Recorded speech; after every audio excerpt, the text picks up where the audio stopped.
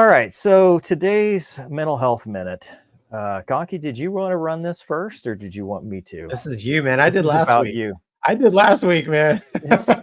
So I thought this was funny because I've been getting a lot of advice lately from a lot of good friends, including some people in this chat room. Oh, including some no. people in this chat room and some people not in the chat room. Should I listen or?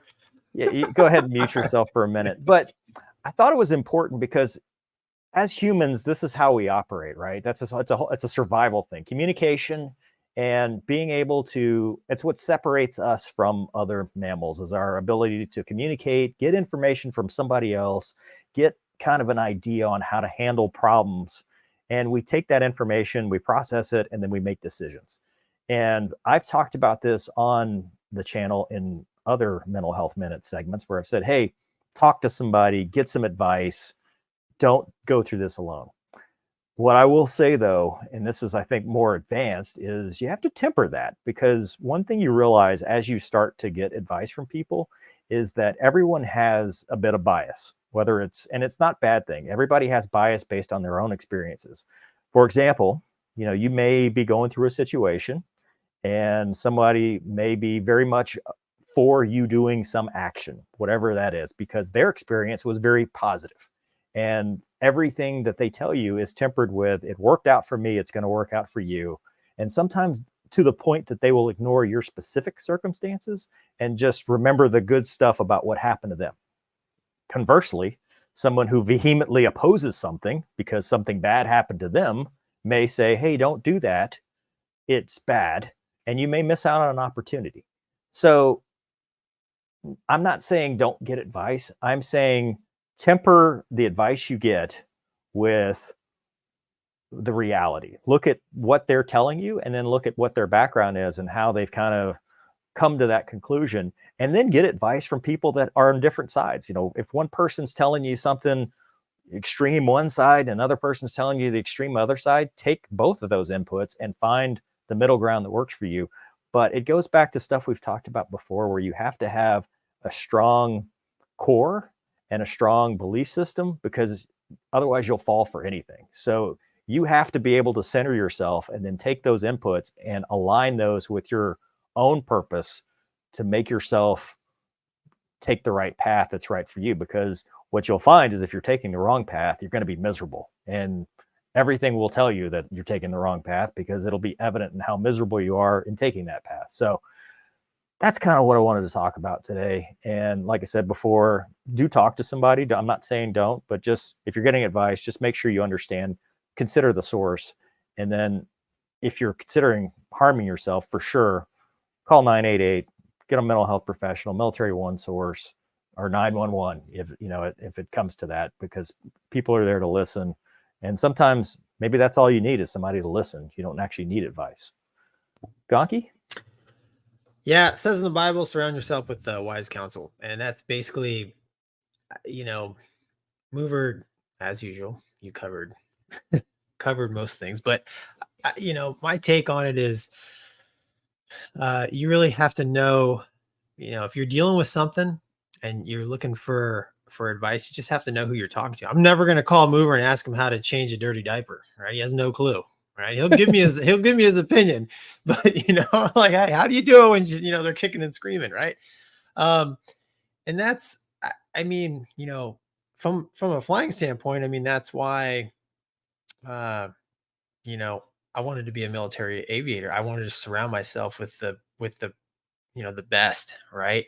Because you learn off of that, and the advice that you're getting with regards to learning how to fly and operate, airplanes, aircraft, it's unbiased, and generally speaking, in a debrief type scenario that you're listening to. So it makes you better, but you have to watch, like, I guess always talking to your best friend about everything might not be the best thing. So I think, Mover, you're right, man. You need to seek out people that are like, who's going to be for this? Who's going to be against this? Listen to both sides, be objective, sit in the middle, sit in your hands, think about it a little bit, make a decision.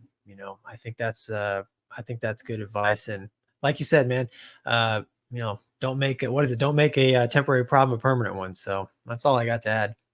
I would add to what you just said, though, real quick. Sorry to Casmo, but I want to add, if you're giving the advice, I think we tend to want to impress upon others our own ambitions, biases, etc. So once you determine that whatever advice you're giving to that person is not in a line with what they want, stop. Because all you're going to do is alienate them and make them resent you. So there's that line as a friend. Don't cross it and be pushy. Casmo, what do you got? Best thing to do is take a piece of paper and you write down pros on one side and cons on the other, and you just go with that. But no, I think that's true. What I was thinking about is it seems like people hang so much of their personality on decisions that they make. And I saw this a lot in the military where people give you advice. Oh, you need this assignment. You need to do this assignment. Well, I don't want to do that assignment. Well, no, you got to. And it's because in their mind, that's the one that's going to get you where you need to go or whatever, because it's the decision they made. And that's what it ended up always turning out to be. It's like, well, that's what I did. And by saying, I don't want to do that, you're almost telling them you made a bad decision. And, and everyone just associates their decisions with their personality. But I think you're right. You have to almost find somebody that's outside of all of it and just like sort of give like the cliff notes to what's going on and get just a completely out of left field advice versus somebody who's in it, right? It's like asking Gonky, which should I fly, the F-16, the F-18? Well, the F-18, no, of course he's going to say that, like, why am I even asking him? Stupid question.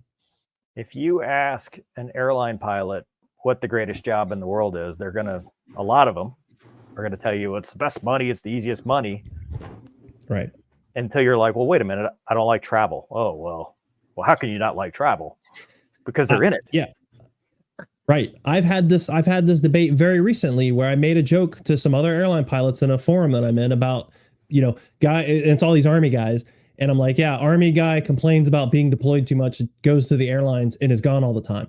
And guys are jumping on me like, oh, it's not the same. I'm like, whoa, you don't need to justify your choices to me.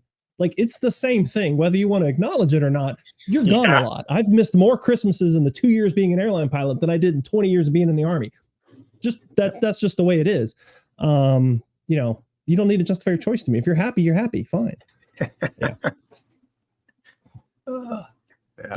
Doug, as the person that I go to outside, I love Doug because Doug will always give me sometimes it's outside the circle, sometimes it's inside the circle, but he's very familiar, but he's got the great advice. So Doug, what do you got for this? That's a lot of pressure, man. I've been trying to come up with something really, really solid the whole time.